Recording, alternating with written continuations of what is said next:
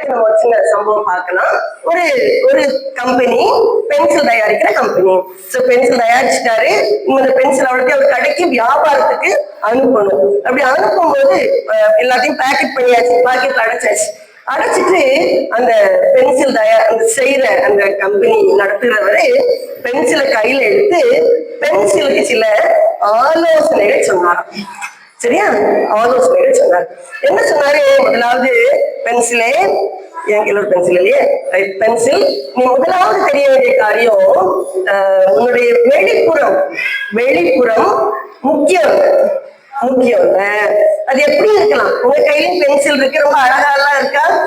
அழகான பென்சில் டிசைனா இல்ல, சாதாரணமா இருக்குல்ல, ரைட். சோ உங்க கையில இந்த பென்சில் வெளிப்புறம் ரொம்ப முக்கியம் இல்ல. ஆனா இந்த பென்சிலுக்கு உள்ளுக்குள்ள ஒண்ணு இருக்கு, ஒரு பருப்பு. அந்த பருப்பு தான் ரொம்ப முக்கியமானது.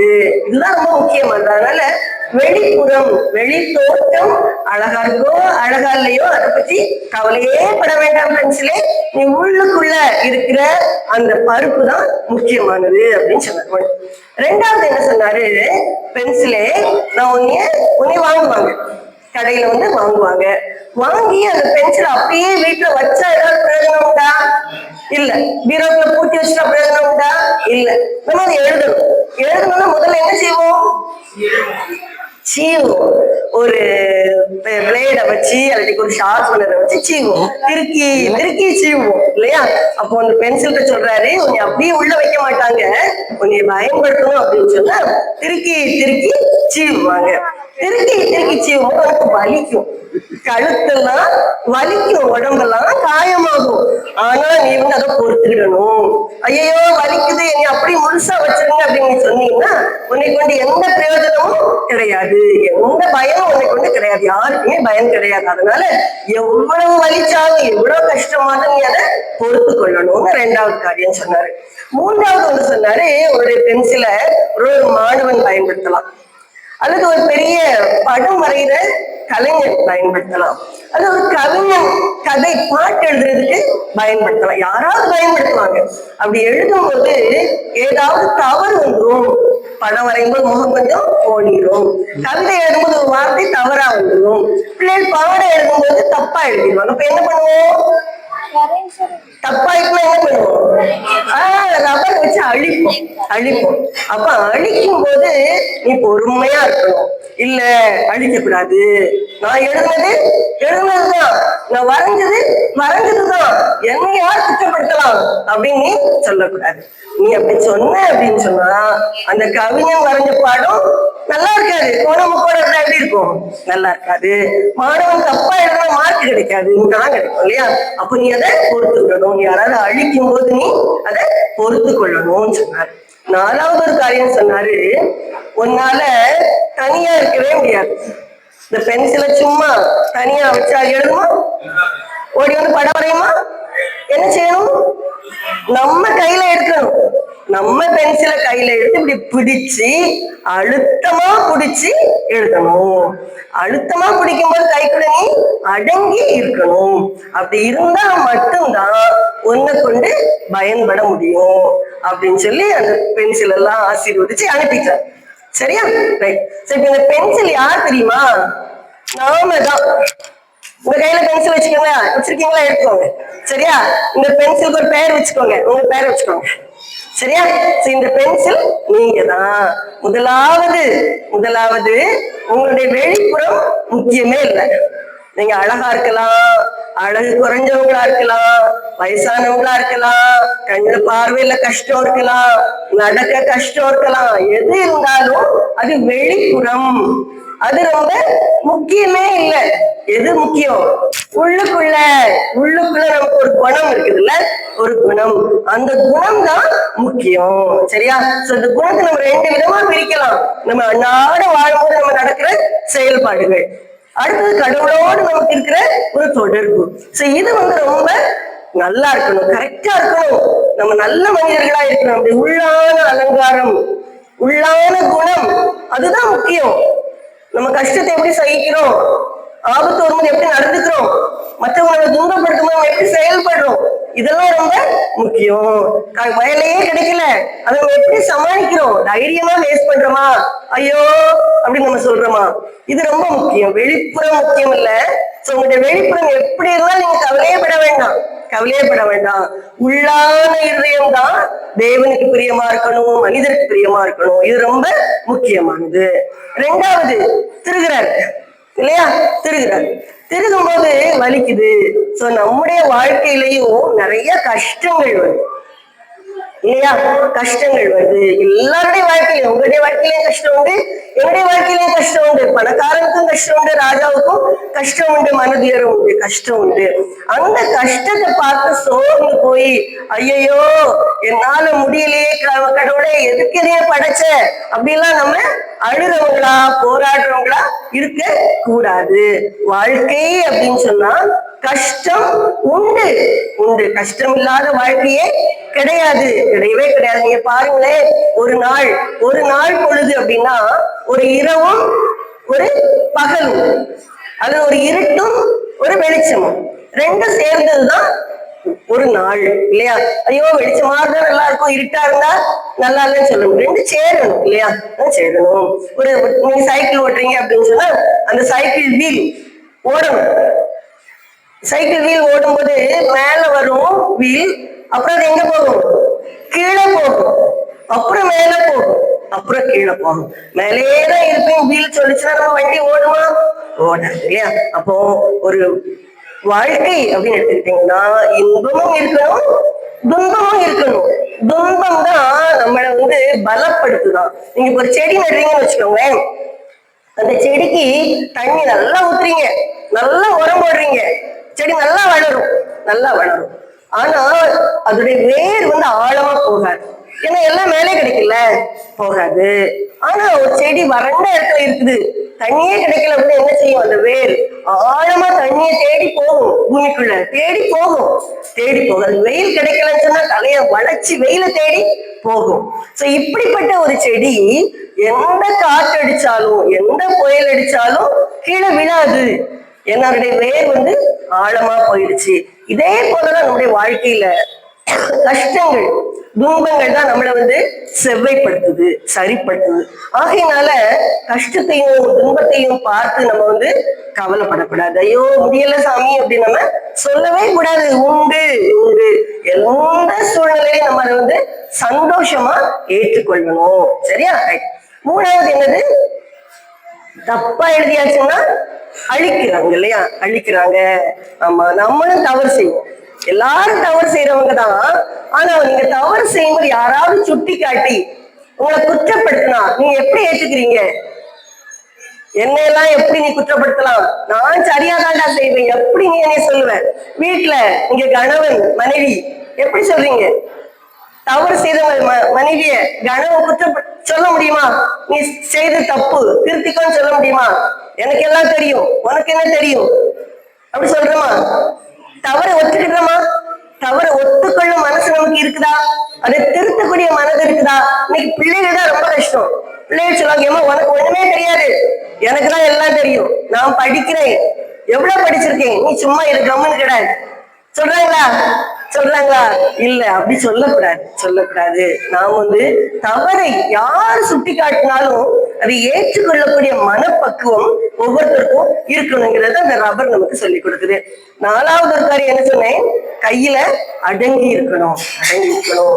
நாம் யாருமே தனித்தவர்களாய் நானே ராஜா நானே மந்திரின்னு வாழ முடியாது, வாழ முடியாது. நாம் யாருடைய கையிலையாவது அடங்கி இருக்கணும். குடும்பத்துல மனைவி கண்டிப்பா கணவனுக்கு அடங்கி இருக்கணும், இருக்கணும். அவர் எப்படிப்பட்ட கணவனா இருந்தாலும் சரிதான், அவர் சொல்லுக்கு அவர் நல்ல புத்தியோட பேசும்போது, குடிகாரரா இருந்தாருன்னா புத்தி சரியா இருக்கும்போது நல்லாதான் சொல்லுவாரு, குடிக்கும் போதுதான் வளருவாரு. அப்படிதானே? நீ குடிகாரையும் போயா உனக்கு என்ன தெரியும் அப்படின்னு நம்ம சொல்ல முடியாது, சொல்லக்கூடாது. கண்டிப்பா நம்ம அடங்கி இருக்கணும். பிள்ளைகள் பெற்றோருக்கு அடங்கி இருக்கணும். எல்லாத்துக்கும் மேல எல்லாருமே கணவனோ மனைவியோ பிள்ளைகளோ தேவனுடைய கரத்துல அடங்கி இருக்கணும். அவருடைய கரத்துல நம்ம அடங்கி இருக்கோம் அப்படின்னு சொன்னா தேவன் நம்மை பத்திரமா பார்த்துக்கிடுவேன்னு சொல்றாரு. ஒரு அழகான தேவன், அழகா ஆராதிக்கிறீங்க, அழகா பாட்டு படிக்கிறீங்க. அந்த தேவன் சொல்றாரு நான் கூடவே இருப்பேன் அப்படின்னு சொல்றாரு. ஒரு தேவன் சொல்றாரு நான் கூடவே இருப்பேன் அப்படின்னு சொல்ற சில வாக்கு தத்தங்களை நான் வாசிக்கிறேன். உபாகமம் 31:8 சொல்லியிருக்கு, கர்த்தர் தாமே உனக்கு முன்பாக போகிறவர், அவர் உன்னோடே இருப்பார், அவர் உன்னை விட்டு விலகுவதும் இல்லை, உன்னை கைவிடுவதும் இல்லை, நீ பயப்படவும் கலங்கவும் வேண்டாம். நல்லா இருக்குதா இந்த வசனம்? இது ஆண்டவர் சொந்த வார்த்தையால சொன்ன வசனம். நீங்க எத்தனை பேர் பயத்தோட இருக்கிறீங்க? என்னால இந்த வாழ்க்கையை எப்படி ஓட்ட முடியும், இப்படிப்பட்ட பிள்ளைகளை எப்படி வளர்க்க முடியும், எனக்கு வருமானமே இல்லை, எனக்கு வேலையே இல்லை, எப்படி நான் எதிர்காலத்தை கடந்து செல்ல போறேன்? இந்த கலக்கம் எல்லாருக்குமே இருக்கும் இல்லையா? இருக்கும். ஆனா ஆண்டவர் சொல்றாரு நான் உன்னை விட்டு விலகுவதும் இல்லை, உன்னை கைவிடுவதும் இல்லை, நீ பயப்படவும் கலங்கவும் வேண்டாம். பயப்படவும் கலங்கவும் வேண்டாம். அப்ப எப்படி இருக்கணும்? சந்தோஷமா இருக்கணும். ரொம்ப அழகா ஒரு சகோதரி சொன்னாங்க, துதிங்க, ஸ்தோத்திரம் சொல்லுங்க அப்படின்னு சொன்னாங்க இல்லையா? சோ எந்த சூழ்நிலையா இருந்தாலும் நீங்க பயப்பட வேண்டாம், கலங்க வேண்டாம். கர்த்தர் உங்க கூட இருக்கிறேன்னு சொல்றாரு. அவர் சொன்ன வார்த்தை உண்மை. மனிதனை மாதிரி ஆண்டவர் பொய் சொல்றது இல்ல. பொய் சொல்ல அவர் மனிதன் அல்ல. சொல்லியும் செய்யாதிருப்பாரோ? அவர் சொல்லியிருக்காரு நான் உங்க கூட இருப்பேன் அப்படின்னு சொல்லி. இன்னொரு வசனம் வாசிக்கிறேன், ஏசாயா 41:10, நீ பயப்படாதே, நான் உன்னுடனே இருக்கிறேன், திகையாதே, நான் உன் தேவன், நான் உன்னை பலப்படுத்தி உனக்கு சகாயம் பண்ணுவேன். அவன் கூட இருக்கிறேன், இந்த கூட இருக்கிறேன் கூட இருக்கிறேன் கூட இருக்கிறேன் ஆண்டவர் நிறைய இடத்துல சொல்லியிருப்பார். அவர் சும்மா சொல்லல, உண்மையாவே சொல்றாரு. இதோ உலகத்தின் முடிவு பரியந்தம் சகல நாட்களிலும் நான் உங்களுடனே கூட இருக்கிறேன் அப்படின்னு சொல்றாரு.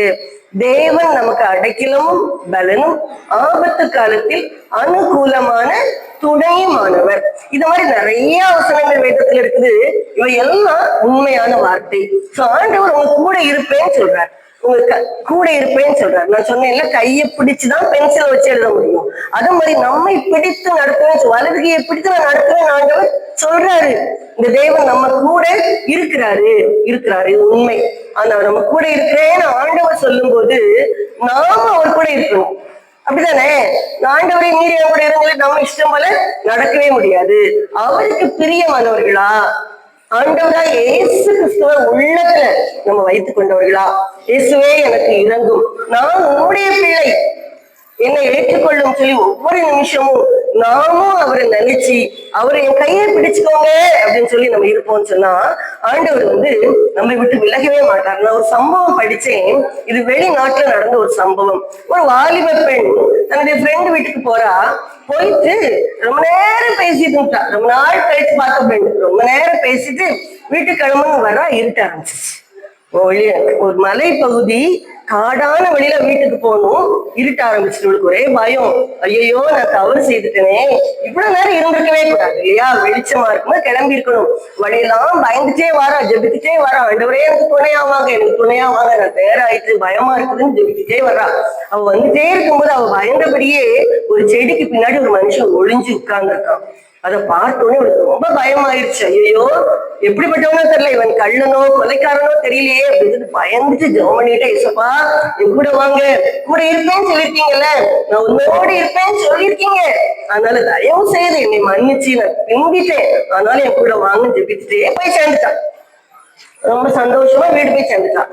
2 நாள் கழித்து அவ செய்தித்தாள்ல செய்தி பார்க்கிறா, அவள் நடந்து வந்து அதே நாள் அதே வழியில ஒரு பெண்மணி கொலை செய்யப்பட்டு கிடக்கிறாங்க. அவளை கொலை செய்த ஒரு மனிதனை சந்தேகப்பட்டு போலீஸ்ல வச்சிருக்காங்க. இந்த செய்தியை பார்த்து ரொம்ப ஷாக். அவ அந்த வழியாதான் வந்தா, அந்த நேரம் தான் வந்தா. ஒரு மனுஷனை வேற அவ பார்த்தா இல்லையா? அப்போ ஆண்டவரே என்னை காப்பாத்திட்டீங்க அப்படின்னு சொல்லி ரொம்ப ஆண்டவரை துதித்துட்டு போலீஸ் ஸ்டேஷனுக்கு போறா. போய் அங்க சொல்றா, ஐயா 2 நாளைக்கு முன்னாடி நான் அந்த வழியாதான் வந்தேன், நான் ஒரு மனுஷனை பார்த்தேன், நீங்க போலீஸ் ஸ்டேஷன்ல பிடிச்சு வச்சிருக்கீங்கல்ல, அவனா என்னால அடையாளம் காட்ட முடியும், நான் பார்க்கலாமா அப்படின்னு கேட்கிறேன். உடனே சரி, அவங்களுக்கு ரொம்ப சந்தோஷம், ஒரு ஆள் அடையாளம் காட்டணும்ல. உடனே காட்டுறா, பார்த்தா அதே மனுஷன்தான். உடனே அவங்க ஒரு வார்த்தை கேட்கிறான், நான் அதே வழியா தானே வந்தேன், நான் உன்னை பார்த்தேன், நீ என்னை பார்த்த, ஆனா நீ என்னையும் ஒண்ணும் செய்யலையே அப்படின்னு கேட்டா. அப்ப அவன் சொன்னா, நீ தனியா வரலையே, உனக்கு ரெண்டு பக்கமும் ரெண்டு ஆண்கள் வந்தாங்க, நீ தனியா வரல அப்படின்னு சொன்னாங்க. ஆனா அவ தனியா தான் வந்தா. இப்ப யார் வந்தது? தேவன். தேவன் தன்னுடைய தூதர்களை ரெண்டு பக்கமும் காவலுக்கு வச்சு கூட்டிட்டு. இது உண்மையான நடந்த சம்பவமா? அவளுக்கு தெரியவே செய்யாது கூட வந்தது. அங்க ரெண்டு பேர் வந்து அவளுக்கு தெரியாது. ஆனா தேவன் சொல்லியிருக்கிறார்கள், நான் உன்னோடே வருவேன், நீ போகிற இடத்துலதான் நான் கூட வருவேன், நீ பயப்படாதேன்னு சொல்லியிருக்கிறது உண்மை. உண்மை. இது ஒரு கதை கிடையாது. அநேக வேலைகள் இந்த வசனம், இந்த சம்பவம் எனக்கு தைரியப்படுத்தி இருக்கு. நான் தனியா இல்லை, நீங்க யாருமே தனியா இல்லம்மா, நீங்க யாருமே தனியா இல்ல, தேவன் உங்க கூட இருக்கிறாரு. ஆனா ஒரே ஒரு கண்டிஷன், நீங்களும் என் கூட இருங்கப்பா கேட்கணும். நீங்க கேட்கலன்னா எப்படி இருக்க முடியும் இல்லையா? நீங்க அவரை விரும்பலன்னு சொன்ன கூட வர முடியுமா? வர முடியாது. அருமையான பிள்ளைகளே, நீங்க இந்த நாள்ல ஆண்டவர்கிட்ட கேட்க வேண்டிய காரியம், ஆண்டவரே நீர் என் கூடவே இரும், கூடவே இரும். ஒரு பாட்டு உண்டு தெரியுமா? கூடவே இரும் ஓ இயேசுவே, நீர் இல்லாமல் நான் வாழ முடியாது, என் பக்கத்திலே இரும் ஓ இயேசுவே, நீர் இல்லாமல் நான் வாழ முடியாது. இதத்தான் நீங்க சொல்லணும். கூடவே இரு இயேசுவே, நீங்க இல்லாம என்னால வாழ முடியாது, வாழ முடியாது, நீங்க என் கூட இருக்கணும்னு சொல்லி நீங்க கேட்பீங்கன்னு சொன்னா, வாக்கு மாறாத ஆண்டவர் உங்க கூடவே இருக்கிற தேவனாக இருக்கிறாரு. சரியா? ரைட். சோ நீங்க வந்து முதலாவது செய்ய வேண்டிய காரியம் இதுதான். நம்ம ஒரு நிமிஷம் இப்ப கண்ணை மூடி ஜெபம் பண்ணி தொடர்ந்து போகலாமா? கண்ணை மூடி ஜெபம் பண்ணலாமா? கூடவே இருங்க கேளுங்க. இயேசுவே எங்க கூட இருங்க, கூடவே இருங்க சுவாமி. தனிச்சு வாழவே முடியாது, ஆபத்தான உலகம், பலகீனமானவங்க சுவாமி. கையில பலம் இல்ல, கால்ல பலம் இல்ல, கண்கள்ல பலம் இல்ல, கையில காசு இல்ல, வாழ வழி தெரியல. ஆனா கூட இருக்கணும்னு நாங்க ஜெபிக்கிறோம். நீர் இருந்தா எல்லாம் நிறைவுதான் ஆண்டவரே. இந்த அருமையான பிள்ளைகளோடு கூட கர்த்தர் இருக்க வேண்டும் நான் ஜெபிக்கிறேன், ஸ்தோத்திரிக்கிறேன் ஐயா. ஆமே. ரைட். நன்றி. நீங்க இந்த ஜபத்தை எப்பவும் சொல்லுங்க, ஆண்டவரே நீங்க கூட இருங்கன்னு சொல்லிட்டு. நம்முடைய வாழ்க்கையில நடக்கிற எல்லா காரியமும் நன்மைக்குதான், நன்மைக்குதான். ஒருவேளை நீங்க நினைக்கலாம், இவங்கெல்லாம் நல்லா இருக்கிறாங்க, எத்தனையோ பேர் நல்லா இருக்கிறாங்க, கடவுளே எங்களுக்கு ஏன் இப்படி ஒரு குறைவு கொடுத்துருக்கீங்க? நீங்க சில வேலைகள்ல கண்டிப்பா நீங்க நினைப்பீங்க இல்லையா? நினைப்பீங்க. ஆனா சகலமும் நன்மைக்கே அப்படின்னு சொல்றாரு.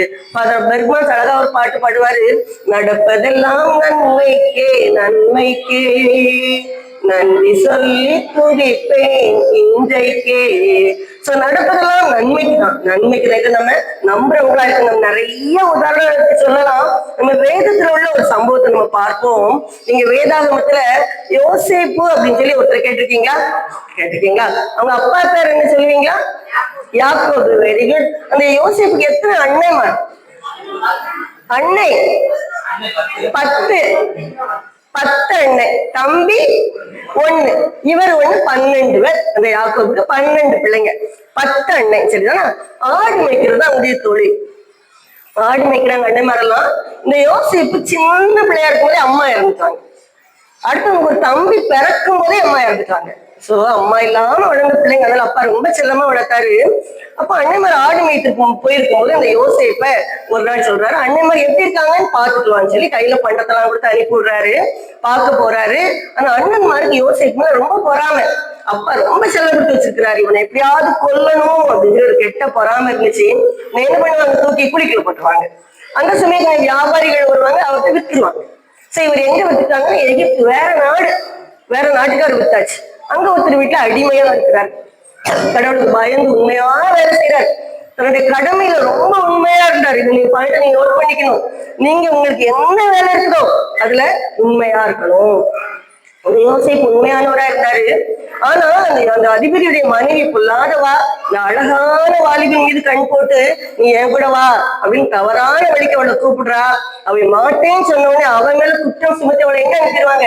ஜெயிலுக்கு அனுப்பிடுவாங்க. சோ ஜெயிலுக்கு போயிட்டாரு யோசேப்பு. கடவுளுக்கு பயந்த மனுஷன், நல்ல அழகான வாலிபன், கர்த்தரோட இருந்தாரு. ஆனா இப்ப எங்க போயிட்டாரு? ஜெயிலுக்கு போயிட்டாரு. ஜெயிலுக்கு போன யோசேப்போட கடவுள் இருந்திருப்பாரா? இருந்தாரு. பைபிள்ல போட்டிருக்கு. சிறைச்சாலையிலையும் கர்த்தர் யோசேப்போட இருந்தாரு. சிறைச்சாலையில இருக்கும்போது அந்த நாட்டுல உள்ள ராஜா ஒரு சொப்பனை கண்டார். அந்த சொப்பனத்துக்கு அர்த்தம் யாருக்குமே சொல்ல தெரியல. ஆனா யோசேப்பு தான் அர்த்தம் சொல்றாரு. அதனால அந்த அர்த்தம் சொப்பனை என்னது? 7 வருஷம் நாட்டுல செழிப்பு இருக்கும், அடுத்து 7 வருஷம் பஞ்சம் இருக்கும். இதுதான் அந்த சொப்பனம். அப்ப இந்த யோசேப்பு சொல்வாரு, பஞ்ச காலத்துல நீங்க மக்களை பாதுகாக்கணும்னு சொன்னா நீங்க நாட்டுல செழிப்பான காலத்துல விளையிற தானியத்தெல்லாம் நீங்க சேர்த்து வைக்கணும், ஸ்டோர் பண்ணி வைக்கணும் அப்படின்னு சொன்னாலும் அந்த 7 பஞ்ச வருஷத்தை நம்ம கடக்க முடியும்னு சொல்வாரு. உடனே ராஜாவுக்கு ரொம்ப சந்தோஷம். யாராலையுமே அர்த்தம் சொல்ல முடியாது சொப்பனத்துக்கு அர்த்தம்னு சொல்லி என்ன செய்யணுங்கிற வழிமுறையும் சொல்ற யோசேப்பே, நீதான் மிகச்சிறந்த ஞானவான், என்னுடைய நாட்டுக்கு நீதான் அதிபதியா இருக்கணும்னு சொல்லிட்டு ஜெயில விலங்கு போட்டு தாடி வளர்த்து அழுக்கு ட்ரெஸ்ஸோட இருந்த யோசேப்பை இப்ப கூட்டிட்டு வந்து நல்ல ட்ரெஸ் போட்டு ராஜ வஸ்திரம் உடுத்தி நாட்டுக்கு அதிபதியா வச்சுட்டார். சரியா? இந்த யோசேப்புடைய வாழ்க்கையில நிறைய கஷ்டங்கள் வந்துச்சுல. குழியில போட்டாங்க, வித்தாங்க, சிறைச்சாலைக்கு போனாரு. இப்ப என்னதாயிட்டாரு? ராஜ பதவி கிடைச்ச மாதிரி ஆயிட்டு, பெரிய பதவி. கஷ்டங்கள்லாம் கடந்துருச்சா? நான் சொன்னேன், எப்பவுமே கஷ்டம் இருக்காது வாழ்க்கையில, எப்பவும் கஷ்டம் இருக்காது. இன்பமும் துன்பமும் மாறி மாறிதான் வருது. அதே மாதிரி இந்த யோசேப்புடைய வாழ்க்கையில ஒரு நல்ல காலம் கடந்துச்சு. இப்ப நான் எல்லா இடத்துலயும் பஞ்சம். 7 வருஷம் முடிஞ்சிருச்சு, பஞ்சம் வந்துருச்சு, எல்லாரும் உங்களுக்கு வந்து தானியம் வாங்குறாங்க. அப்போ இந்த யோசேப்புடைய அன்னைமார் 10 பேரும் வராங்க, உணவு கேட்க வராங்க, தானியம் வாங்க வராங்க. இவர் பார்த்த உடனே கண்டுபிடிச்சிட்டாரு. ஆஹா, ரூபன், லேவி, சிமியோன், காத்தான், வாங்கடா வாங்கடா அண்ணன் வாங்க, வரிசையா வாங்க அப்படின்னு அவர் பாக்குறாரு. எல்லாரும் அவருக்கு விழுந்து வணங்குறாங்க, குப்புரடிக்க விழுந்து, ஐயா எங்களுக்கு நீங்க தானியம் வேணும் அப்படின்னு கேட்கிறாங்க. ஆனா இந்த அன்னைமாருக்கு இது நம்ம தம்பின்னு தெரிய வாய்ப்பே இல்லை. பல வருஷம் கடந்து போச்சு. நீங்க என்ன நினைச்சிருப்பாங்க? தம்பி எங்கேயோ அடிமையா வேலை பார்த்துட்டு இருப்பான், பாத்திரம் கழுவிட்டு இருப்பான், சாணி எழுதிட்டு இருப்பான், அப்படிதான் நினைச்சிருப்பாங்க இல்லையா? ஆனா இப்போ இதுதான் தம்பின்னு அவங்களுக்கு தெரியவே இல்லை, தெரிய வாய்ப்பே இல்லை. தானியம் கொடுத்து அனுப்புறாரு. 2வது தடவை வர்றாங்க. தானியம் கொடுக்கும்போது அந்த யோசேப்பு அன்னையம்கிட்ட சொல்றாரு, நான் யாருன்னு தெரியுதா? உங்க தம்பி யோசேப்பு. குழியில போட்டீங்கல்ல, சட்டையை கலப்புனீங்கல்ல, உங்ககிட்ட கெஞ்சினே, அண்ணன்மாரே நீ விட்டுருங்கன்னு கெஞ்சி கேட்டீங்கல்ல, நீங்க நீ தூக்கி வித்தீங்கல்ல, அந்த யோசேப்பு நான் தான். நடுங்கிடுவாங்க அண்ணன்மார்.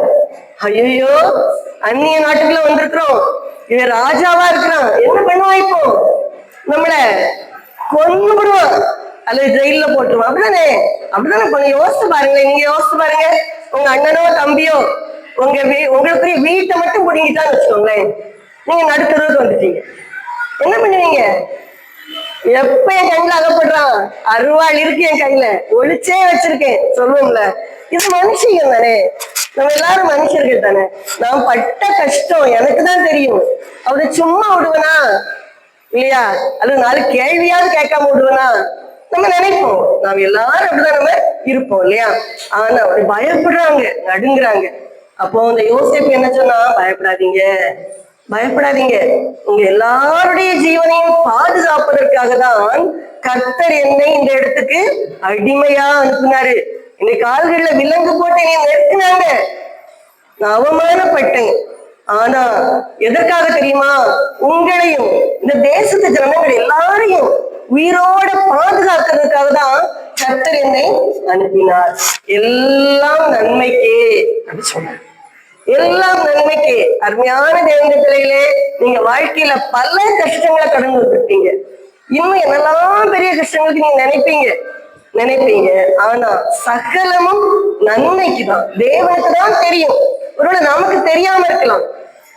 எங்க வீட்டு பக்கத்துல ஒரு குடும்பம், அவங்க தேவனை அறியாதவங்க. அப்ப அந்த அம்மா சொல்லுவாங்க, எனக்கு ஒரு அண்ணன், மூத்த அண்ணன், அவருக்கு கண் தெரியாது. ஆக என்னால நாங்க எங்க வீட்டுல என்ன பண்ணிட்டாங்க, சின்னதே கொண்டு போய் ஒரு கிறிஸ்தவ ஹாஸ்டல்ல விட்டுட்டாங்க. இப்போ அவர் வந்து ஆண்டவர் அறிந்து ஒரு பாஸ்டரா இருக்கிறாரு, எங்களுக்கு அதெல்லாம் ஜெபம் பண்ணுவார் அப்படின்னு சொல்லுவாங்க. ஆனா இந்த அம்மா இங்க யாராதான் இருக்காங்க, ஆண்டவரை அறியல. அப்ப நான் சொன்னேன், உங்க அண்ணனை தேவன் முன் குறித்திருக்கிறார். எதுக்கு தெரியுமா? பரலோகத்துக்கு. இந்த வாழ்வு நித்தியமான வாழ்வா? இந்த பூமியில எவ்வளவு காலம் வாழ போறோம்? மிஞ்சி போனா 100 வருஷமா, அப்பமே இப்பமே இந்த பாடு, 100 வருஷம் இருந்தா என்ன பாடு இல்லையா? அவ்வளவுதான் அவ்வளவுதான். ஆனா இன்னொரு வாழ்க்கை இருக்கு, மரித்த பின் நம்முடைய ஆத்மா அழியாது. எங்க போகணும்? தேவன் கிட்ட போகணும். அவருக்கு பிரியமானவர்களாய் வாழ்ந்து அப்படியே ரத்தத்தால் கழுவப்பட்டு நம்ம அவருக்கு பிரியமாய் வாழ்ந்து பரலோகத்துக்கு போகணும். இது எல்லாருக்கும் இந்த பாக்கியம் கிடைக்கலாம். ஆனா உங்களுக்கு கிடைச்சிருக்கு. இந்த இடத்துல தேவன் கொண்டு உட்கார வச்சிருக்கிறாரே, அவரை துதிக்கும்படியாய், அவரை தேடும்படியாய், அவரை ஆராதிக்கும்படியாய் உங்களை பிரித்தெடுத்திருக்கிறார். ஒருவேளை நல்ல கால் இருந்தா இங்க வந்திருப்பீங்களா?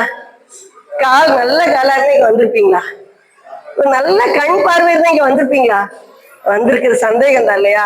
ஆமா, நம்ம நித்தியத்தை, அந்த நித்தியமான தேவனை அறிந்து கொள்வதற்காக ஒரு குறைவை எங்க சரீரத்துல வச்சிருக்கிறார். ஒரு முள் குத்திட்டே இருக்கு. ஆனா அந்த முள்ளுதான் உங்களை எங்க கொண்டு போய் சேர்க்கும்? பரலோகத்தை கொண்டு போய் சேர்க்கும். நித்தியமான ஒரு வாழ்க்கைக்கு உங்களை கொண்டு போய் சேர்க்கும். ஆகையினால நீங்க உங்களுடைய காணப்படும் குறைகள், கஷ்டங்களை பெருசுபடுத்தவே கூடாது.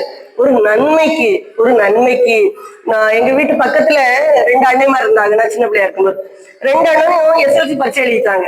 கஷ்டப்பட்டவங்க தான். அதுல ஒரு அண்ணன் பாஸ் ஆயிட்டாரு, அடுத்தவர் ஃபெயில் ஆயிட்டார். இப்ப யாருக்கு சந்தோஷமா இருந்திருக்கும்? பாஸ் ஆனவருக்கு தான் சந்தோஷம் இல்லையா? ஃபெயில் ஆனவருக்கு ரொம்ப வருத்தம், ஃபெயில் ஆயிட்டமேன்னு சொல்லிட்டு. அப்ப அவங்க எங்க ஊர்ல பேங்க்ல இருந்து வேலைக்கு ஆள் தேவைன்னு கேட்டிருந்தாங்க. 2 பேரும் போனாங்க. அப்ப அந்த பேங்க்ல என்ன சொன்னாங்கன்னா, பியூன் வேலை தான் இருக்கு. அதுக்கு 10 ஃபெயில் ஆயிருக்கணும், பாஸ் ஆனா கிடையாது. அப்ப இப்ப யாருக்கு சந்தோஷம்? ஃபெயில் ஆனதுக்கு சந்தோஷம். அப்ப பாஸ் ஆனது நல்லதா, ஃபெயில் ஆனது நல்லதா? ஃபெயில் ஆனதுதான் நல்லது. அந்த பாஸ் ஆனது அதுக்கப்புறம் படிச்சாரு, வேலை தேடினாரு, தேடிட்டே தான் இருந்தாரு, வேலை கிடைக்கல. ஆனா இவர் 10 ஃபெயில் ஆனதுனால வேலை கிடைச்சிருச்சு. அப்புறம் கொஞ்சம் வருஷத்துல 10 எழுதி பாஸ் ஆயிட்டாரு. கொஞ்சம் அவருக்கு அனுபவம் வந்து அவர் கிளார்க் ஆயிட்டாரு. சோ பேங்க்ல பியூனா சேர்ந்தாலும் கிளார்க் ஆயிட்டாரு. அப்போ அந்த தீமையில எவ்வளவு பெரிய நன்மை பார்த்தீங்களா? இந்த மாதிரி இது நம்ம கண்ணுக்கு தெரியுது. ஆனா நம்முடைய வாழ்க்கையில நடந்த நிறைய தீமைகளுக்கு, கஷ்டங்களுக்கு காரணம் நமக்கு தெரியாம இருக்கலாம். ஆனா நடப்பதெல்லாம் நன்மைக்கு, சகலமும் நன்மைக்குதான். தேவனிடத்தில் அன்பு கூறுகிறவர்களுக்கு சகலமும் நன்மைக்கு எதுவாக நடக்குது அப்படின்னு சொல்லி வேதம் சொல்லுது. இந்த வேத புத்தகத்துல எழுதியிருக்கிற எல்லா வார்த்தையும் உண்மையானது, சத்தியமானது. ஒண்ணு கூட போய் கிடையாது. ஒரு கமா கூட அழியாதான், ஒரு புள்ளி கூட தப்பு கிடையாதான். இந்த வேதத்துல உள்ள அனைத்தும் சத்தியம். நம்ம இதை நம்பணும். நம்ம ஆண்டவரை ஏற்றுக்கொண்டவர்களாக இந்த பூமியில வாழணும். கண்டிப்பா ஆண்டவருடைய பிள்ளைகளாக, அவரை ஏற்றுக்கொண்டவர்களாக நாம இருக்கணும். இதைத்தான் ஆண்டவர் நம்மிடம் எதிர்பார்க்கிறார். சரியா? ரைட். இது இன்னும் ஒரு சில காரியங்கள் உங்களுடைய வாழ்க்கைக்கு பிரயோஜனமா இருக்கக்கூடிய சில காரியங்கள் நான் பேசி முடிக்கிறேன். டயர்ட் ஆயிடுச்சோ? போரடிச்சுட்டா? பசிக்குதா? மணி 1 மணி ஆயிடுச்சாலும் இங்கதான் ஆரம்பிச்சோம் இல்லையா? சரியா? கொஞ்சம் ஷார்ட்டா. ரைட். முதலாவது, உங்க குடும்ப வாழ்க்கையில நீங்க சந்தோஷமா வெற்றியா இருக்கணும் அப்படின்னு சொன்னா சின்ன டிப்ஸ் உங்களுக்கு சொல்றேன். முதலாவது நம்முடைய உணவு தான் ரொம்ப முக்கியம் இல்லையா? உணவும் தங்குறதுக்கு இடமும், இந்த 2ம் இருந்தா முதல்ல நமக்கு ரொம்ப போதும். உங்களோட உணவு எப்படிப்பட்டதா இருக்குது? டெய்லி பிரியாணி, டெய்லி கேக்கு, டெய்லி பன்னு இப்படி கிடைச்சா நல்லா இருக்கும்னு நம்ம ஆசைப்படுறோம். ஆனா அது நம்ம உடலுக்கு நல்லதே இல்லை. இப்ப என்ன சொல்றாங்கன்னா, பெரிய ஆராய்ச்சியின் முடிவுல பெரிய ஹாஸ்பிட்டல்ல எல்லாம் ஆராய்ச்சி பண்ணி என்ன சொல்றாங்கன்னா, நம்முடைய பழைய சாதம் ரொம்ப நல்லதான். பழைய சாதம் உடம்புக்கு ரொம்ப நல்லதான்.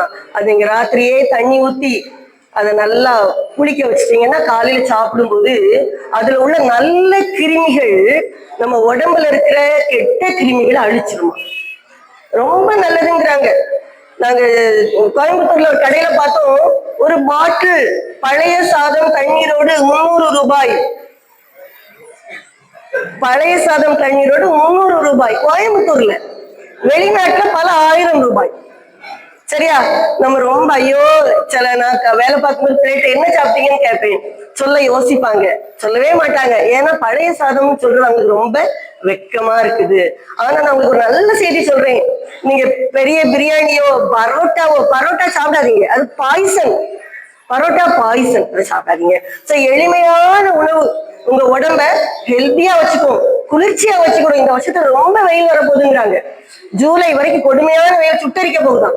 சோ உடம்பை குளிர்ச்சியா வைக்கிறதுக்கு ஒரு நல்ல வழி அந்த பழைய சாதம் வந்து தண்ணி. காலையில 7 மணி காஃபி குடிக்கணுங்கிற பழக்கம் நிறைய பேருக்கு இருக்கும். எனக்கு அந்த பழக்கம் உண்டு. ஆனா அது கெட்ட பழக்கம் சொல்லி இப்பதான் தெரியும். இந்த சூடான இந்த தேசத்துல சூடான காஃபி குடிக்காம குளிர்ச்சியான அந்த பழைய தண்ணியை குடிச்சீங்கன்னா உடம்பு நல்ல பாதுகாப்பா இருக்குமா.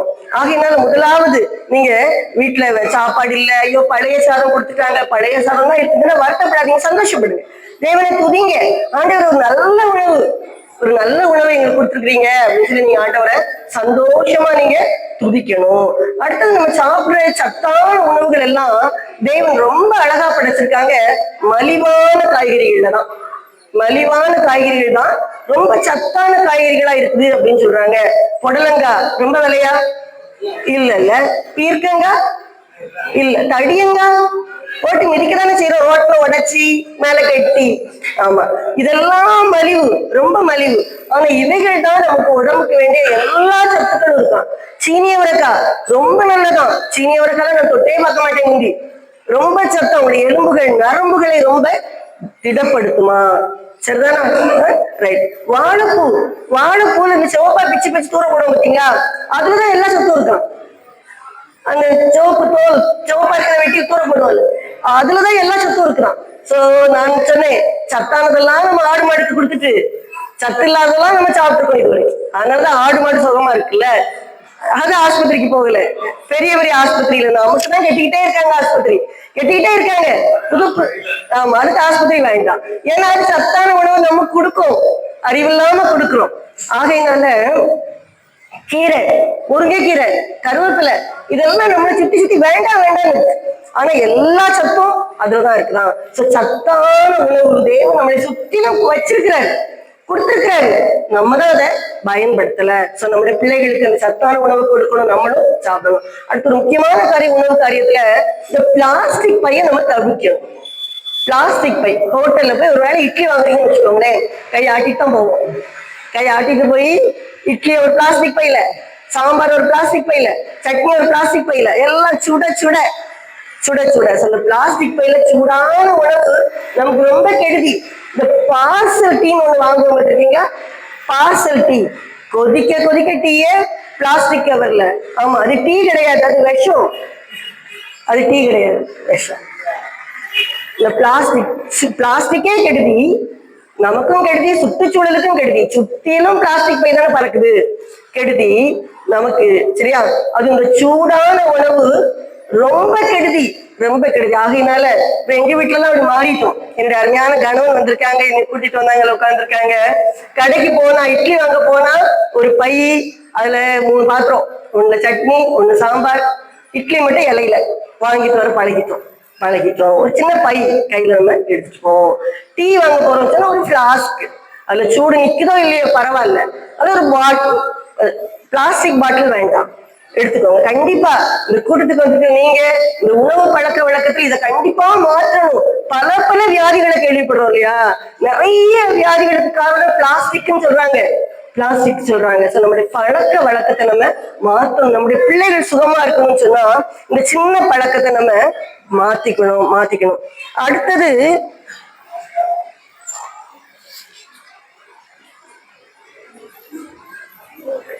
நம்முடைய சிந்தனை எதிர்மறையான சிந்தனை இருக்கக்கூடாது, நேர்மறையான சிந்தனை.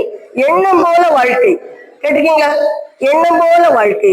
பிள்ளைய பார்த்து நீ நாயாதான் போவ, நீ கழுதை மேய்க்கதான் லாய்க்கு அப்படின்னு சொன்னா அதோடைய ஆயிரும், கழுதை மேய்க்க ஆயிரும். இல்ல என் ராஜா, நாங்க கோயம்புத்தூர்ல மகா இருக்கிறா, அங்க உள்ளவங்க எல்லாம் பிள்ளைகளை தங்கம் தங்கம் அப்படின்னு சொல்லுவாங்க. எனக்கு கேட்க ரொம்ப ஆச்சரியமா இருக்கு. தங்கம், சாமி அப்படின்னா பிள்ளைகளை சாமி, சாமி தெய்வம், சாமி. எவ்வளவு உயர்வான எண்ணம் இல்லையா? நம்ம கோவம் வந்த பிள்ளை எப்படிலாம் சொல்லுவீங்க? கோவத்துல வாயில வந்த வார்த்தை எல்லாம். உங்க மனைவிகளை எப்படி எல்லாம் கூப்பிடுவீங்க? மனைவிகளை எப்படி கூப்பிடுவீங்க? சிலர் சொல்றாங்க, பேய பாத்துருக்கீங்களா, பேய் கூட தான் வாழ்றீங்க. பேய பாத்துருக்கீங்களான்னு கேட்டா பேய் கூட தானே வாழ்றேங்கிறாங்க. உங்களை அப்படி சொல்றாங்க. இல்ல இல்ல இல்ல இல்ல, அப்படி சொல்லக்கூடாது. இந்த பைபிள்ல கிதியோன்னு சொல்லி ஒரு மனுஷன் பெலிஸ்தருக்கு பயந்து போய் ஒளிஞ்சு கிடந்து தானியத்தை போரடிச்சுக்கிட்டு இருந்தான். தூதன் வந்து எப்படி கூப்பிட்டா தெரியுமா? தெரியுமா? இருக்காது. பராக்கிரமசாலியே, வெரி குட். பயந்து ஒளிஞ்சு கிடக்கிறவங்க பார்த்து தூதன் எப்படி கூடுறாரு? பராக்கிரமசாலியே. நீங்க ஒவ்வொருவரும் பராக்கிரமசாலி, ஒவ்வொரு விசேஷித்தவர்கள். தேவன் சொல்ற நீங்க விசேஷித்தவர்கள். தேவன் சொல்றாரு, நம்ம அப்படியே நம்பணும். நான் என்ன சமயம் செய்ய, என் பல்ல பாருங்க இப்படி இருக்கு, என் கண்ணை பாருங்க இப்படி இருக்கு, என் காலை பாருங்க இப்படி, நேரே நடக்க முடியல, உட்கார்ந்தா எழுத முடியல, நான் பராக்கிரமசாலியா அப்படின்னா இன்னும் பலகீனமா இருக்கு, இன்னும் எழுத முடியாது, இன்னும் பார்க்க முடியாது, சொன்னபடியே ஆயிரும். சொன்ன உங்கள் வாயின் வார்த்தையின்படியே ஆகக்கடவுள் ஆண்டவர் சொல்றேன். உங்களுடைய வாயில எப்பவும் நல்ல வார்த்தைகள் வரணும், நல்ல வார்த்தைகள் வரணும். இந்த பிள்ளைகளை நம்ம எப்படி சொல்றோம்? பிள்ளைகளை உற்சாகப்படுத்துறோமா?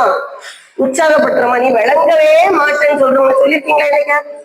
மன்னிப்பு கேளுங்க, மன்னிப்பு கேளுங்க. நான் எனக்கு 2 குழந்தைகள், 2வது மூத்தது பெண் குழந்தை, 2வது ஒரு பையன் பிறப்பான்னு ரொம்ப ஆசைப்பட்டு பையன் பேரெல்லாம் யோசிச்சு வச்சிருந்தேன். ஆனா எனக்கு 2வது ஒரு பெண் குழந்தை.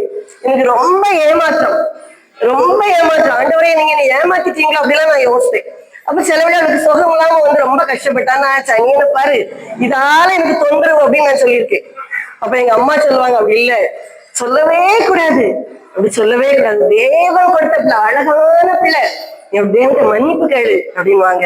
அதுக்கப்புறம் ஆண்டவரே நீ மன்னிங்க, ஒரு அழகான பிள்ளையை கொடுத்துருக்கீங்க, நான் தவறா சொல்லிட்டு ஆண்டவரே நீ மன்னிங்கன்னு நான் கேட்டிருக்கிறேன்.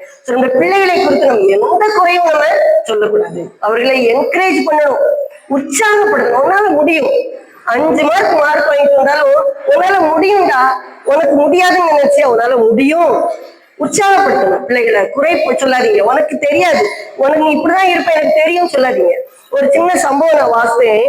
ஒரு தம்பி மோகன் பள்ளிக்கூடத்துல படிக்கிறான். அவன் பரீட்சை, 4 வருட பரீட்சை முடிஞ்சு டெஸ்ட் பேப்பர் கொடுப்பாங்கல்ல, அதுல சயின்ஸ் பேப்பர் கொடுக்காங்க. அவன் 30 மார்க் எடுத்தான், 35 எடுக்கணும், 30 ஃபெயில். உடனே அவங்க டீச்சர் அவனை சொல்றாங்க, முட்டாள் மோகன், ஒரு முட்டாள் அப்படின்னு சொல்றாங்க. ரொம்ப வருத்தமாயிடுச்சு அவனுக்கு. அழுதுட்டே வாரான், வீட்டுக்கு வரான், வீட்டுக்கு அப்படியே அழுதுட்டே இருக்கான். உடனே அவங்க அம்மா என்னடான்னு கேக்குறாங்க. எங்க டீச்சர் என்னைய முட்டாள்னு சொன்னாங்கன்னு சொன்னாங்க. எதனால அப்படின்னு கேட்டாங்க. சயின்ஸ்ல ஃபெயில் ஆயிட்டேன். ஃபெயில் ஆனா முட்டாள் தானே சொல்லுவாங்க அப்படின்னு அம்மா சொல்றேன். அம்மா தன்னை ஆறுதல் படுத்தி, செல்லராஜா பரவாயில்லடா, அடுத்த தடவை நீ மார்க் வாங்கிடலான்னு அம்மா சொல்லுவாங்கன்னு அவன் எதிர்பார்த்தான். ஆனா அம்மா ஃபெயில் ஆனா முட்டாள்தானேன்னு சொல்லிட்டாங்க. ரொம்ப வருத்தமாயிடுச்சு, உட்கார்ந்துருந்தான். அப்பா வந்தாரு. அப்பா என்னடான்னு கேட்டாரு. அப்பா என்னை எங்க டீச்சர் முட்டாள்னு சொல்லிட்டாங்க அப்படின்னு சொன்னா. அப்பா என்ன சொன்னார் தெரியுமா? முட்டாளுன்னு தானே சொல்லுவாங்க. மோகனுக்கு ரொம்ப ஏமாற்றம். இத தங்கச்சி கேட்டுக்கிட்டே இருந்தா அவளுக்கு ஒரே குஷி. வீட்டுல அண்ணனுக்கும் தங்கச்சிக்கும் டிஷம் தானே இருப்போம். இவளுக்கு ஒரே சந்தோஷம். ஆகா, டீச்சர் முட்டாள் சொல்லிட்டாங்க, அம்மா முட்டாள் சொல்லிட்டாங்க, அப்பா முட்டாள் சொல்லிட்டாங்க. மோகன் யாருதான்? முட்டாள் தான் அப்படின்னு தங்கச்சி முடிவு பண்ணிட்டான். இப்ப அவ கூப்பிட ஆரம்பிச்சிட்டா. அண்ணன் எல்லாம் கிடையாது, முட்டாள் மோகன் கூப்பிட ஆரம்பிச்சிட்டான். இவனுக்கு ரொம்ப கவலை. இப்ப வீட்டுல அவனை எந்த ஒரு காரியம் செய்ய சொன்னாலும் அவ என்ன சொல்லுவான் தெரியுமா? நான் ஒரு முட்டாள், எனக்கு முடியாது, எனக்கு தெரியாது, எனக்கு செய்ய தெரியாது, இப்படி சொல்ல ஆரம்பிச்சிட்டான். உண்மையாகவே இந்த மோகன் முட்டாள் நீங்க சொல்வீங்களா? ஒரு பாடத்துல ஃபெயிலான முட்டாளா? இல்ல. இன்னைக்கு ஓட்டு கேட்க வர்றவங்க எத்தனை பாடம் ஃபெயிலுங்க கேளுங்க. பின்னாடி பெரிய லிஸ்டே வச்சிருப்பாங்க ஃபெயில் ஆகி. எத்தனை சாமியார், ஆசீர்வாதம் கொடுக்குற சாமியார் போய் கேளுங்க, 2ஆப்பு முடிச்சிருக்க மாட்டாரு, அவங்க காலதான் வந்து கிடக்கும். ஒரு பாடம் ஃபெயிலான முட்டாள் கிடையாது. அவருக்கு வேற எவ்வளவோ திறமை இருக்குமே, எவ்வளவோ திறமை இருக்கும். ஆனா அவனை முட்டாளாக்குறது யாரு? அவங்க அம்மா, அப்பா, டீச்சர், அக்கா. இதே நேரத்துல அந்த அம்மா, மகனே உனக்கு முடியும்டா, உனக்கு முடியும் அப்படின்னு சொல்லி உற்சாகப்படுத்தி இருந்தா அவன் எல்லாம் செய்ய பழகிடுவான். அருமையான பெற்றோரே நான் உங்கள்கிட்ட சொல்றேன், உங்க வீட்டுல பிள்ளைகள் இருப்பாங்கன்னா, தவறு செய்தாங்கன்னா கண்டிங்க, ஆனா அவங்கள நோகடிச்சிடாதீங்க, அரவணைத்துக் கொள்ளுங்க. உன்னால முடியும் ராஜா, எனக்கு தெரியும், நீ ஏன் பிள்ளை, உனக்கு தெரியும், முடியும் அப்படின்னு சொல்லி நீங்க அவனை உற்சாகப்படுத்துவீங்கன்னு சொன்னா உங்க பிள்ளைகள் தைரியமா வளருவாங்க, நம்பிக்கையோட வளருவாங்க. எந்த ஒரு காரியத்தை உங்களால ஃபேஸ் பண்ணக்கூடிய ஒரு தைரியம் அவங்களுக்கு கிடைக்கும். சரிதானா? ரைட். இது ஒரு நல்ல ஒரு ஒரு நேர்மறையான எண்ணம். நீங்க ஒரு காரியத்துல தோற்று போனாலும் நீங்க பயப்படாதீங்க. யாருமே உடனே வெற்றி பெறல. இப்படி அழகான ஒரு சினிமா பாட்டு வந்து, வெற்றி பெற்ற மனிதர் எல்லாம் புத்திசாலி இல்லை, புத்திசாலி மனிதர் யாரும் வெற்றி காணவில்லை, வெற்றி காணவில்லை. கேட்டிருக்கீங்களா? புத்திசாலி மனிதர்கள் எல்லாரும் வெற்றி பெறல, வெற்றி பெற்ற எல்லாரும் புத்திசாலிகளும் இல்ல. சரியா? வெற்றி பெற்ற எல்லாரும் புத்திசாலிகளும் இல்லை. அப்ப யார் வெற்றி பெற்றார்? நம்பிக்கையோட உழைச்சவங்க தான். நம்பிக்கையோட உழைச்சவங்க வெற்றி பெற முடியுமே. எனக்கு அறிவாளி, நான் சாதிச்சிருவேன் சொல்லி படுத்து கிடந்தா வெற்றி கிடையாது, வெற்றி கிடையாது. என்னால முடியாதுன்னு கிடந்தா வெற்றி கிடையாது. ஆனா என்னால முடியும். ஒரு அழகான வார்த்தை உண்டு, என்னை பலப்படுத்துகிற கிறிஸ்துவினாலே எல்லாவற்றையும் செய்ய எனக்கு பலன் உண்டு. இதை படிச்சுக்கோங்க. சொல்லுவீங்களா எனக்கு முன்னாடி? என்னை பலப்படுத்துகிற கிறிஸ்துவினாலே எல்லாவற்றையும் செய்ய எனக்கு பலன் உண்டு, பலன் உண்டு. நீங்க தனிச்சு இல்ல, நீங்க தனிச்சு இல்ல. உங்க கூட யார் இருக்கா? தேவன் இருக்கிறாரு. நீங்க இருக்கணும். கேட்ட பென்சில் பிடிக்கணும்ல, பென்சில் அதுதான் கொடுத்தேன், அதுதான் பென்சில் கொடுத்தேன். பென்சில் சும்மா கிடக்க கூடாது, கையில பிடிக்கணும், பிடிக்கணும், பென்சில பிடிக்கணும். உங்களை ஒருத்தர் பிடிக்கணும், உங்களை ஒருத்தர் பிடிக்கணும். நீங்க ஒருத்தரை பிடிச்சுக்கிடணும். யாரு? இயேசு கிறிஸ்து. இயேசு கிறிஸ்துவ நீங்க பிடித்துக் கொள்ளணும். நீங்க பிடித்துக் கொள்வீங்க அப்படின்னு சொன்னா அவர் உங்க கூட இருப்பாரு. உங்களால முடியாத காரியம் இருக்காது, உங்களால எல்லா காரியமும் செய்ய முடியும். முயற்சி, முயற்சி. இந்த சின்ன பிள்ளைல கதை படிச்சிருப்போம்ல, முயல் ஆமை, முயல் ஆமையும் ஓடிச்சு, முயல் ஆமையும் ஓடிச்சு. யார் ஜெயிச்சா? ஆமை. தவண்டு போற ஆமை ஜெயிச்சிச்சு. எப்படி ஜெயிச்சிச்சு? விடாமுயற்சி, விடாமுயற்சி, விடாமுயற்சி வேணும் நமக்கு. கண்டிப்பா உடனே வெற்றி கிடைக்காது, ஈஸியா வெற்றி கிடைக்காது. நான் வந்து கர்த்தருடைய கிருபையினால எம்எஸ்சி முடிச்சு 1984 வருஷம் கல்லூரியில வேலைக்கு சேர்ந்தேன். என் கூட படிச்ச நிறைய பேருக்கு எம்எஸ்சி சீட்டே கிடைக்கல, நிறைய பேருக்கு வேலையே கிடைக்கல. ஆனா எனக்கு கிடைச்சிச்சு. அது கர்த்தருடைய பெரிய கிருபை. ஆனா கடினமாய் உழைத்தேன்னு சொல்லுவேன். எக்ஸாம் டைம்ல எல்லாம் ராத்திரி எல்லாம் தூங்காம படிக்கணும். நிறைய ராத்திரி தூங்கிருக்கவே மாட்டேங்க. அம்மா ராத்திரி 1 மணிக்கு வருவாங்க, ஏமா இன்னும் தூங்கலையா, இன்னும் தூங்கலையா, சாப்பிட்டுட்டு படினுவாங்க. நான் சொல்ல, ஏமா சாப்பிட்டா தூக்கம் வந்துடும், சாப்பிடாம தான் படிக்கணும். வயிறு நிறைஞ்சா கண்ணு மூடிடும், வயிறு ஃபுல்லானா கண்ணு மூடிடும். பட்னியா இருந்தாலும் படிக்கணும். அப்படி படித்தோம். படித்ததுக்கு பலன் கிடைத்தது. 34 ஆண்டுகள் கல்லூரியில வேலை பார்க்க தேவன் கிருபை கொடுத்தாரு. கர்த்தருடைய உதவியினால, கடினமான உழைப்பினால பெரிய காரியத்தை நம்மளால சாதிக்க முடிஞ்சிச்சு. சரிதானா? விடாமுயற்சி மட்டும்தான் நம்மளை வந்து உயர்ந்த இடத்துக்கு கொண்டு போக முடியும். அடுத்தது இந்த இதோட சேர்த்து ஒரு காரியத்தை நான் சொல்லிடுறேன். நீங்க வேதத்துல இயேசு கிறிஸ்துவ பத்தி உங்களுக்கு தெரியும் இல்லையா? இயேசு சாமியை பத்தி தெரியுங்களா? எல்லாருக்கும் தெரியாதவங்க இருக்கீங்களா? இயேசு கிறிஸ்துவுக்கு தெரியாதவங்க எல்லாருக்குமே தெரியும் இல்லையா? சோ இயேசு கிறிஸ்து யாரு? தெய்வம். மனிதர்களாகிய நமக்காக, நமக்கு உதவி செய்யும்படியாக இந்த பூமிக்கு மனித ரூபம் கொண்டு, என்ன சொல்லணும், மனுஷ என்ன சொல்லுவாங்க, மனுஷ ரூபம் கொண்டு பூமிக்கு வந்தார், மனுஷனா வந்தார். அவர் யாரானா? தெய்வம். இந்த பூமியில 33 ஆண்டுகள் வாழ்ந்தாரு, பரிசுத்தமா வாழ்ந்தாரு, நன்மை செய்தாரு. ஆனா அவர் பிடிச்சு சிலுவையில அடிச்சாங்க. ஆனா சிலுவையில அடித்தது மனிதனுடைய முயற்சி இல்ல, தேவ சித்தம். தேவன் நமக்காக உயிர் கொடுக்கிறதுக்காக தான் பூமியில வந்து சிலுவையில உயிர் கொடுத்து ரத்தம் சிந்தினார். ஏன் ரத்தம் சிந்தினாரு? மனிதருடைய பாவத்தை மன்னிக்க ரத்தத்தால மட்டும்தான் முடியும். அதனாலதானே கோழி பலியிடுறாங்க, கோழி வெட்டுறாங்கல்ல, ஆடு வெட்டுறாங்கல்ல சாமிக்கு.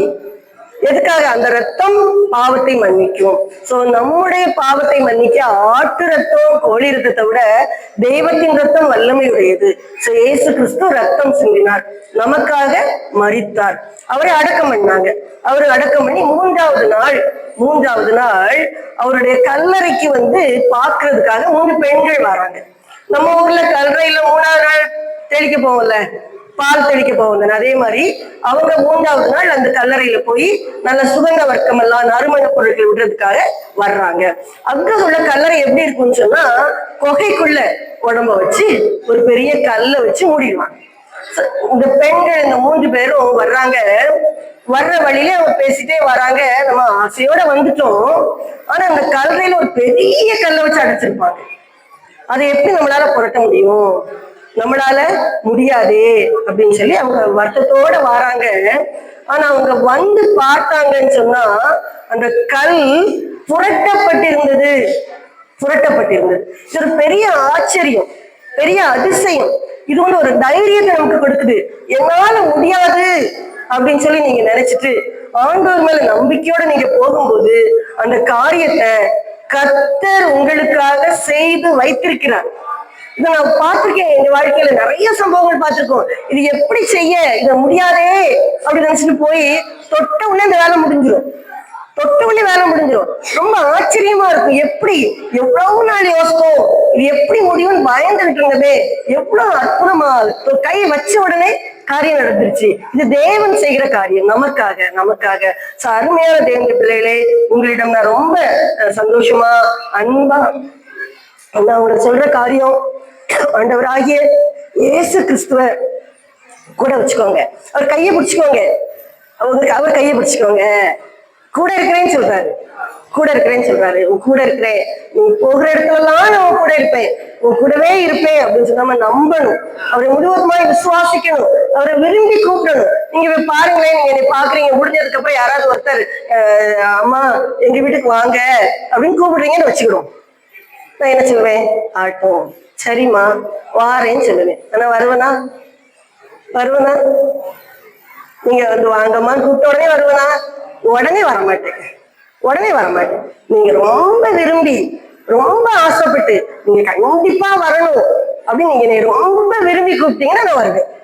அப்படிதானே? சாதாரணமா பேருக்குதான் நம்ம கூப்பிடுவோம், யாரையும் கூப்பிடுவோம். வாங்க அப்படின்னு சொல்லி போயிட முடியுமா? போக முடியாது. சும்மா ஒரு ஆசாரத்துக்கு கூப்பிட்டீங்கன்னா ஆட்டுன்னு சொல்லுவோம், போக மாட்டோம். ஆனா நீங்க விரும்பி கண்டிப்பா வரணும் அப்படின்னு நீங்க கையை பிடிச்சு கூப்பிட்டீங்கன்னா வருவோம். இதைத்தான் ஆண்டவர் சொல்றாரு. ஆண்டவரை முழு இதயத்தோடு நீங்க தேடணும்.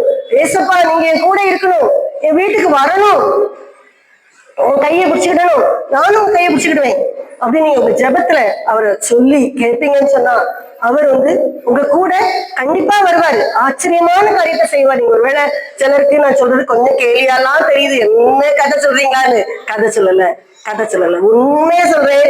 நீங்க முழு இதயத்தோடு அவரை தேடுவீர்கள். ஆனால் முழு இதயத்தோடு ஏசப்பா என் கூட இருங்க, எங்க வீட்டுல தங்குங்க, என்னை ஆசீர்வதிங்க ஆண்டவரே அப்படி நீங்க கேட்பீங்கன்னு சொன்னா ஆண்டவர் உங்களை மேன்மையாக ஆசீர்வதிப்பார். சரியா? உலக பிரகாரமான பொருட்கள் எல்லாம் ஒரு பக்கம், உள்ளத்துல ஒரு சந்தோஷம். தேவன் தங்குகிற வீடு சந்தோஷமான வீடு. இதை கர்த்தர் உங்களை ஒவ்வொருவருக்கும் கொடுப்பார். சரியா? கர்த்தர் உங்களை ஆசீர்வதிப்பாராக. ஒரு 5 minutes பேசி ஜெபம் முடிச்சிட்டுமா? ஒரு 5 நிமிஷம் என் கணவன் பேசி ஜெபம் முடிச்சிட்டுமா? ஏப்பா only 5 minutes. அல்லேலூயா, அல்லேலூயா. ஒரு 5 நிமிஷம் தான். இவ்வளவு நேரம் நம்ம அருமையான செய்தி கேட்டோம். இப்ப நான் ஒரே ஒரு ரகசியத்தை மட்டும் நான் உங்ககிட்ட சொல்லிட்டு நான் ஜெபம் முடிச்சிடுறேன். சரிதானா? ரகசியம்னா என்ன? அது என்ன உட்காருங்க. என்ன ரகசியம் அப்படிங்கிறத மட்டும் வேதத்துல ஒரு அருமையான ஒரு ரகசியம் வந்து சொல்லப்பட்டிருக்கிறது. அந்த ரகசியத்தை மட்டும் இன்னைக்கு நம்ம என்ன எல்லாரும் தெரிஞ்சுக்கிடுவோம். சரிதானா? அது என்ன ரகசியம் அப்படின்னாச்சுன்னா, கொலோசியர் 1 அதிகாரம்